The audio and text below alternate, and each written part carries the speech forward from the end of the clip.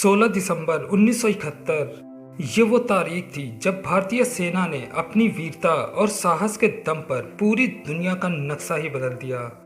इस तारीख को पाकिस्तानी लेफ्टिनेंट जनरल ए के नियाजी ने भारत के लेफ्टिनेंट जनरल जगजीत सिंह अरोड़ा के सामने करीब 93,000 सैनिकों के साथ सरेंडर किया था। दोस्तों, आज की इस वीडियो में हम 1971 में हुए भारत पाक युद्ध में भारतीय नौसेना द्वारा पाकिस्तान पर की गई कार्रवाई के बारे में विस्तार से जानने वाले हैं, तो वीडियो को लास्ट तक जरूर देखना। तो नमस्कार दोस्तों, मैं रिंकू यादव एक बार फिर से स्वागत करता हूं आप सबका नेशनल फैक्ट के एक और नए एपिसोड में। तो चलिए जानते हैं। दोस्तों, भारत के आज़ाद होने के साथ ही आज़ाद पाकिस्तान का उदय हुआ, लेकिन पाकिस्तान आज़ाद होकर भी दो भागों में बंट चुका था, जिसमें एक हिस्सा पूर्वी पाकिस्तान तो दूसरा हिस्सा पश्चिमी पाकिस्तान बना और यहीं से शुरुआत हुई 1971 के जंग की। दोस्तों, पाकिस्तान दो हिस्सों में बंट चुका था, पूर्वी पाकिस्तान और पश्चिमी पाकिस्तान। जहां एक तरफ पश्चिमी पाकिस्तान काफी समृद्ध था, तो वहीं दूसरी तरफ पूर्वी पाकिस्तान की हालत काफी खराब थी, जिसके चलते पश्चिमी पाकिस्तान की सरकारें पूर्वी पाकिस्तान के लोगों पर अपना वर्चस्व जमाने के लिए उन पर कई तरह से अत्याचार करती थी, जिससे तंग आकर पूर्वी पाकिस्तान के लोगों ने, जिन्हें बांग्ला भाषी भी कहा जाता था, वो एक स्वतंत्र राज्य बांग्लादेश की मांग करने लगे। पश्चिमी पाकिस्तान की इन्हीं दमनकारी नीतियों के कारण ही पूर्वी पाकिस्तान में असंतोष बढ़ता जा रहा था। शेख मुजीबुर रहमान पूर्वी पाकिस्तान को आजाद कराने के लिए शुरू से ही संघर्ष कर रहे थे। उन्होंने इसके लिए एक 6 सूत्री फार्मूला भी तैयार किया था, जिसकी वजह से उन पर पाकिस्तानी सरकार द्वारा मुकदमा भी चलाया गया। साल 1970 में पाकिस्तान का चुनाव पूर्वी पाकिस्तान को आज़ाद देश बनाने में काफ़ी अहम साबित हुआ, जिसे शेख मुजीबुर रहमान की पार्टी पूर्वी पाकिस्तानी आवामी लीग को भारी बहुमत मिली। पूर्वी पाकिस्तान की 169 सीटों में से 167 सीटें शेख मुजीबुर रहमान की पार्टी ने जीती, जिससे बौखलाए पश्चिमी पाकिस्तान के नेताओं को यह नागवार गुजरा और शेख मुजीबुर रहमान को जेल में डाल दिया गया। देश की सत्ता में उचित प्रतिनिधित्व न मिलने की वजह से पूर्वी पाकिस्तान में विरोध की आवाजें और बुलंद होती गईं। जनता सड़कों पर आंदोलन करने लगी और इस आंदोलन को दबाने के लिए पश्चिमी पाकिस्तान की सेना ने कई क्रूर अभियान चलाए, जिसमें हत्या और बलात्कारों के मामले दिनों दिन बढ़ते जा रहे थे। इन्हीं अत्याचारों से बचने के लिए पूर्वी पाकिस्तान से बड़ी संख्या में लोग भारत में शरण लेने आने लगे, जिससे भारत में भी शरणार्थियों का खतरा बढ़ने लगा।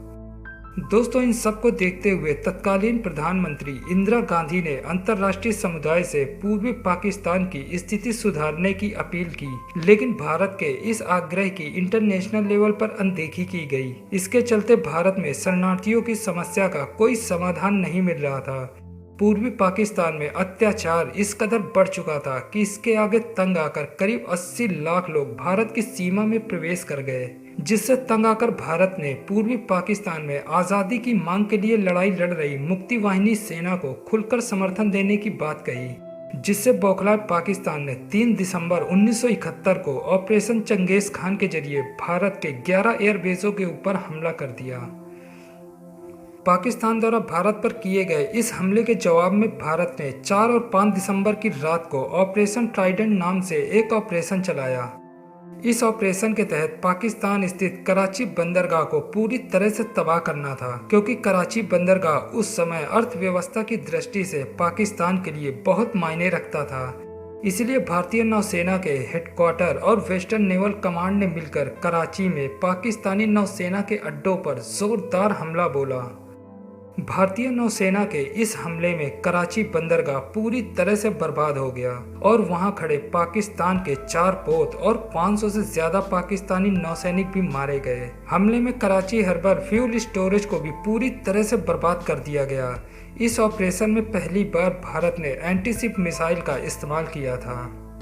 दोस्तों, एक तरफ पाकिस्तान को अपने किए की सजा मिल रही थी, तो वहीं दूसरी तरफ भारतीय नौसैनिक पाकिस्तान को पूरी तरह से बर्बाद करने पर आमादा थे। इसीलिए भारतीय नौसेना ने 8 और 9 दिसंबर की रात को ऑपरेशन पाइथन चलाया, जिसके तहत कराची बंदरगाह में बचे जहाजों को एक एक कर निशाना बनाया गया। भारतीय नौसेना द्वारा चलाए गए इस ऑपरेशन की सफलता के बाद से ही भारत में 4 दिसंबर को नेवी डे के रूप में मनाया जाने लगा। दोस्तों, पाकिस्तानी कार्रवाई के जवाब में भारत ने उसके 15,000 किलोमीटर से ज्यादा क्षेत्र पर अपना कब्जा कर लिया। ये युद्ध तब खत्म हुआ जब पाकिस्तानी लेफ्टिनेंट जनरल ए के नियाजी ने ढाका में भारत के लेफ्टिनेंट जनरल जगजीत सिंह अरोड़ा के सामने करीब 93,000 सैनिकों के साथ सरेंडर किया।